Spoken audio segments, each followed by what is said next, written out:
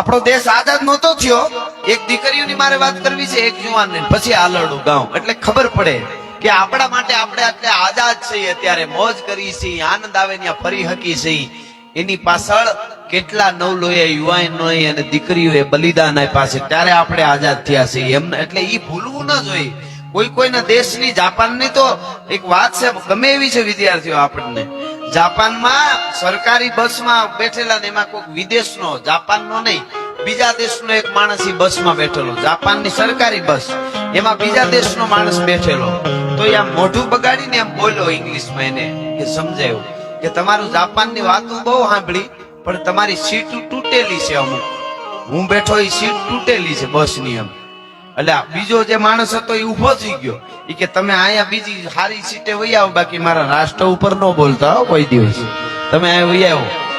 તમે વિચાર કરો, એટલે એ રાષ્ટ્રની, જેનામાં રાષ્ટ્રભક્તિ હોય એને માતાજી ભગવાન બધાય આવે, જે રાષ્ટ્ર માટે, દેશ માટે નીકળે એના માટે બધાય ભગવાન ને માતાજી હાયમાં ઉભા રહે, અવાજ કરીને આવી જાવ. બાકી નકરે નકરું રામે ધંધા લાગે, કપાલ નો લાગે, કોક દે ઉભા મોરની.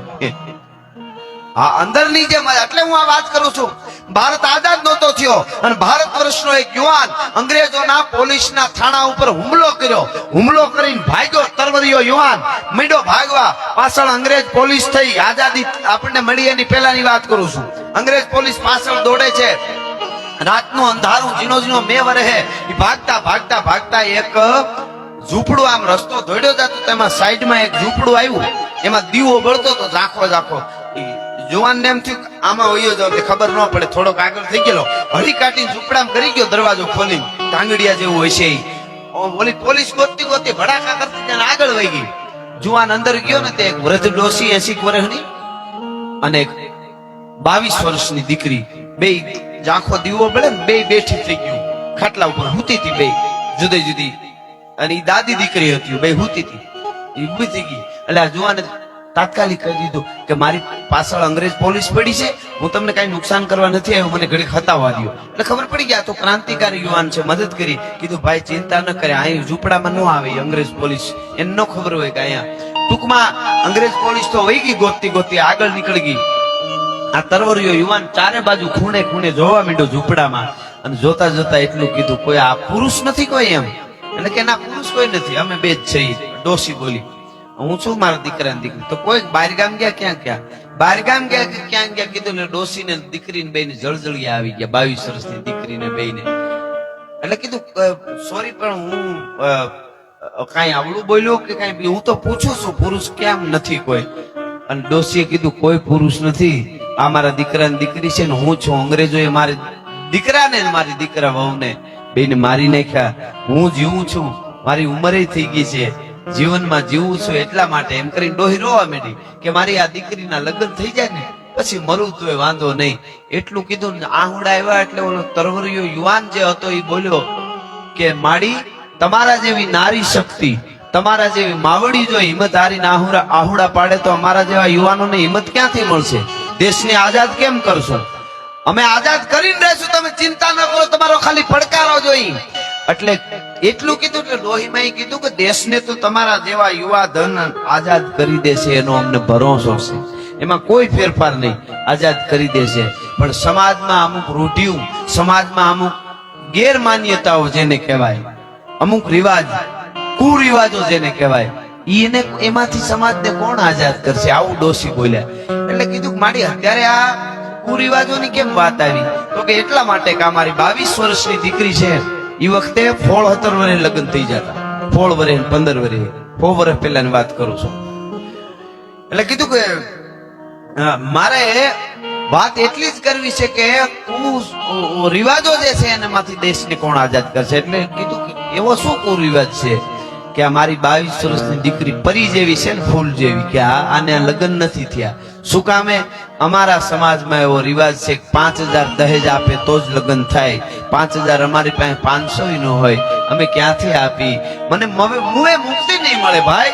તમારા જેવા ક્રાંતિકારી યુવાન ભાળીને મને આ વેદના ઠાલવવાનું મન થયું. ડોસી કે મારી કેવી દીકરી છે, ફૂલ જેવી, લગ્ન નથી થતા, 5000 રૂપિયા જોઈ દહેજમાં, ક્યાંથી કાઢી? અંગ્રેજોએ ભારતને સૂહી લીધો છે, પૂરું કરીને ગરીબાઈમાં ભરડામાં લઈ લીધો છે. ઈ વખતે તરુણિયો યુવાન બોલ્યો 5000 રૂપિયા દહેજ હોય તો તમારી દીકરીના લગ્ન થઈ જાય એમ, નકર ન થાય એમ? તો કે હા. એટલે તરત કીધું મારી ચિંતા ન કરો, તમારી દીકરીના લગ્ન થઈ ગયા માનો. અરે પણ ક્યાંથી 5000 રૂપિયા અમે કાઢી? તો કે તમારે એક જ કામ કરવાનું છે, બાજુમાં અંગ્રેજનું થાણું છે, ન્યા દાદી દીકરી જાવ, હું તમારા ઝૂંપડામાં જ બેઠો છું, ન્યા જઈને અંગ્રેજ પોલીસ પાસે જાવ એટલે તમને 5000 રૂપિયા આપશે. અરે ભાઈ અમારી મજાક કરે છે? અંગ્રેજો આપણા લોહી પીવે, ઈ 5000 રૂપિયા થોડા આપે કે આપશે. કે કેમ આપે? કે અંગ્રેજની પાસે જઈ અને અંગ્રેજને એટલું કહેજો, જે ક્રાંતિકારી યુવાન ઉપર તમે 5000 ઇનામ રાખ્યું, ઈ ચંદ્રશેખર આઝાદ અમારા ઝૂંપડામાં બેઠો છે, પકડી લ્યો એટલે તમને 5000 આપશે. વિચાર કરો તમે, ક્રાંતિ હોય એમાં બરોબર ક્રાંતિ હતી એટલી જ રુજુતા જેને કહેવાય, જેનામાં કરુણતા પણ હોય, સંવેદનશીલતા. અને એટલું કીધું ને કે જાઓ તને 5000 આપી દેશે, તમારી દીકરીના લગ્ન થઈ જતા હોય હું મને ભલે ફાંસીએ ચડાવી દઈએ. ક્રાંતિ દેશ માટે જ નહીં, બેનું દીકરીઓ માટે કેટલું. એટલે યુવાધનને કહું, આપણે ઊભા હોય ને ત્યાં કોઈ દીકરીને નીકળવું હોય લાગવું જોઈએ કે મારો માનો જીણો વીર ઉભો છે, એમાં બીજું ન આવવું જોઈએ. ભલા માણસ અસ્તિત્વ તમને નો મદદ કરે મને સંભાળજો. ભલા માણસ અસ્તિત્વ તમારી સાથે જોડાઈ જાય. અસ્તિત્વ એટલું જોઈન્ટ છે, તમે એક અહીંયા ડાળખીના પાંદડાને તોડો ને તો આખી પૃથ્વીના સામે ખૂણે આંચકો આવે, એટલું જોઈન્ટ છે. આપણે એનાથી આગળ વયા જાય ને એટલે આપણા માટે ન થાય, બાકી બધુંય છે આપણા માટે. પરમાત્મા કામ કરે છે, આજ સુધી કામ કરે છે. દ્રૌપદીને જ્યાં સુધી શેડો આમ મોઢામાં હતો ને ઓઢણાનો, ત્યાં સુધી એમ હતું હું મારી ઇજ્જત બચાવી લઈશ, પણ આમ કરીને આમ ઝૂંટ મારી દુશાસન એક વળ હાડીનો નીકળ્યો. દ્રૌપદીએ એટલું કીધું, રે કનૈયા રખી લેહું લાજ, આયો કાન પે કકાર નીઠ ગોન પે નકાર, જ્યાં યકાર ના ઉચ્ચાર્યો તા તો વસ્ત્ર બની ભેટો થોઈ. સારી હેક નારી હેક નારી બીચ સારી હેક સારી બીચ નારી હે, તો કે નારી બીચ સારી નહીં, સારી બીચ નારી નહીં, એ તો બાકે બનવારી હે. ખુદ ભગવાન આવી ગયો તો ભલામણ હાડી બની નો કરે.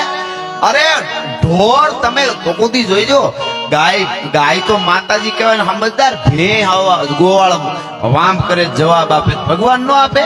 પણ આપણે ત્યાંથી આગા વૈયા ગયા હોય ક્યાંથી ભેગું થાય? આપણે આપણી પાસે બેહવું જોઈએ, આ પોતા પાસે બેસતા રહેજો. 24 કલાક આપણે બીજે જ મગજ હોય ને એટલે આગળ પેલાના માણસોને કેટલું યાદ રહેતું હતું. આપણે આપણી પાસે બેહવાનું શરૂ કરવું જોઈએ હવે. પણ મૂળ વાત ઉપર આવી જાવ, મારે ગીતમાંથી જવું છે. એક વાત યુવાનોની કરી હતી, દીકરીની એક વાત મારે કરવી છે કે ઈ જયારે ચંદ્રશેખર આઝાદે કીધું કે ઇનામ તમને મળી જશે, લઈ લ્યો, તેથી 22 વર્ષની દીકરીએ ચંદ્રશેખર આઝાદનું બાવડું પકડી અને કીધું કે મારા વીર, મારો ભાઈ, આજથી તું જો દેશ માટે અને મરવા નીકળ્યો હોય છતાંય મારા માટે મરવા તૈયાર થતો હોય પકડાઈ જવા માટે, તો હવે મારે લગ્ન નથી કરવા. એ દીકરી કહે તારે યારે ક્રાંતિની સેનામાં જોડાઈ જાવ, ભારતને આઝાદ કરવો છે. આમાંથી તમે છો. હવે દીકરીઓની એક વાત કરી દઉં, वो पत्ते नहीं है हम तूफानों से कह दो को औकात में रहे. युवा धन ઈ છે, યુવાની ઈ છે. એટલે મારે કહેવાનું મન થાય છે અહીંયાથી કે પછી મારે શિવાજીનું આલડું પણ આપને સંભળાવવું છે, ગાવું છે. આપણા આ બધા ગીતો છે. માતાઓ બહેનોની આટલી હાજરી માવડીઓને પગે લાગીને કહું, તમારા દીકરા દીકરીનો અઠવાડિયે એકાદી વાર્તા હારી સંભળાવીજો. અનુપમા નો જોવાય તો કઈ વાંધો નહીં, જરાય દુખી નથી. એટલા બધા બેનું અમુક તો રોવા પડે બિચારા. ઓલી ડોઈ મુંબઈમાં જાત ખબર પડે કેવી ગાડીઓ ફરે છે, અને કાંઈ દુઃખ નથી, તમે હેરાન થાવમાં. ઓલા અનુપમાનું બિચારાનું ધ્યાન રાખો, ઓફિસેથી આવ્યો એનું મેકઅપના ખર્ચા ઈ ઉપાડે છે. કહેવાનો અર્થ મારો આપણા બેનું ભોળા, બહુ ભોળા. ઓલી ઐશ્વર્યા રાય ને બધી જે એડવર્ટાઈઝ બધું કરે ને, તો ઈ બધી જે વસ્તુ પ્રોડક્ટ ગોતી ઈ જ દે. કરીના કપૂર ઓલું તેલનું ભંભલું લઈને આવે તો ઈ જ બેનું ઈ જ તેલ ગોતે. બીજા આ કેસે ને ઈ સારું હોય. હા, જુહી ચાવલા ઓલું આમ કરીને વાળ આમ લાંબા કરીને એમ કે કેસ કિંગ તેલ એવું કઈક જાહેરાત કરે. હા, એટલે બેનું ઈ જ તેલ ગોતે. હવે જુહી ચાવલા લગ્ન થયા તેથી જ ઘરવાળા ટકો હતો, એની જાહેરાત આપણે શું કામ માની? મારો કહેવાનો અર્થ બોલીવુડમાં ઓલું નથી, પણ આપણી પરંપરા ઉપર અને આપણા સંસ્કાર ઉપર એમણે બહુ ઘા કર્યો છે. હા, એટલે આ વાતો જીવનમાં ઉતારવી બહુ જરૂરી છે. આપણા રોલ મોડલ એ બધા હીરોનું ને હીરા ન હોય. આપણે શિવાજી હોય, વીર વસરાજ હોય, આપણા રોલ મોડલ વલ્લભભાઈ પટેલ હોય, ચંદ્રશેખર આઝાદ હોય, ભગતસિંહ હોય, ક્રાંતિકારીઓ જે છે બધા એ આપણા રોલ મોડલ હોય. દીકરીઓને કહું, કોક દી વલ્લભભાઈ પટેલની દીકરી મણિબેન ને વાંચો તો ખબર પડે. પોતાના બાપના કપડા હાથે બનાવે, પોતે હાથે ધોવે પણ હાથે બનાવે હોત. અને થીગડા જોયા, એના હાડીમાં થીગડા જોઈને કોકે કીધું વલ્લભભાઈ પટેલ નાયબ વડાપ્રધાન અને પહેલો ભારતનો ગૃહપ્રધાન હોય, એમની દીકરી અને એના કપડામાં આવા થીગડા હોય. તે મણિબેને કીધું કે આ થીગડા અમારા બાપની ગરીબાઈના નથી, વલ્લભભાઈ પટેલની ખાનદાનીના થીગડા છે. ભલા માણસ, ઈ મજા છે. વિચાર કરો, જાતું કરવું એટલે જે નાયબ વડાપ્રધાન ભારતનો હોય ને એના મૃત્યુ પછી પૂરા 300 રૂપિયા જેના ખાતામાંથી ન નીકળે ને એના 3000 કરોડના ટેચી ઉભા થાય. જીવનમાં કઈક કરવું પડે, જેડે તેડેથી નથી એ કિરત હુંદા કામ, જો ચીરી જે ચામ તો રાણા રગત નીકળે. હું કાલ લાંબો હાથ કરીને ડોક્ટરને કીધું, ડોક્ટર સાહેબ એકચ્યુઅલી 1-2 બોટલ 10 બોટલ લોહી કાઢીએ મને કાંઈ ફરક ના પડે, પણ એકચ્યુઅલી ચામડું ના તૂટવું જોઈએ તો નીકળે. જો ચીરી જે ચામ તો રાણા રગત નીકળે. એમ આપણું સ્તર મજબૂત હોવું જોઈએ. આ બધા જો શિક્ષકો ને બધા કેવા કેટલે બધે કોઈ પણ સ્થાને પૂગ્યા મહેનત કરવી પડે, સ્તર મજબૂત હોવું જોઈએ. પેલું તો માવતર ને આવે ને, આપણે માવતર ને માસ્તર ને ભણતર ને ગણતર ને પાનેતર ને પરણેતર ને આ બધાય તર છે. અને પણ એ બધાય તર ઉપર પથારી ફેરવે ને, જથ્થાબંધ પાણી ફેરવે ને, એ વિચિત્ર. એનું પાછું ધ્યાન રાખવું. એટલે કહેવાનો અર્થ મારો ઈ છે કે લોક પરંપરા જે આપણી હાલી આવે છે, આપણા મહાપુરુષો. મને એક યુવાનની વાત યાદ આવે, પછી હું હાલરડું ગાઉં.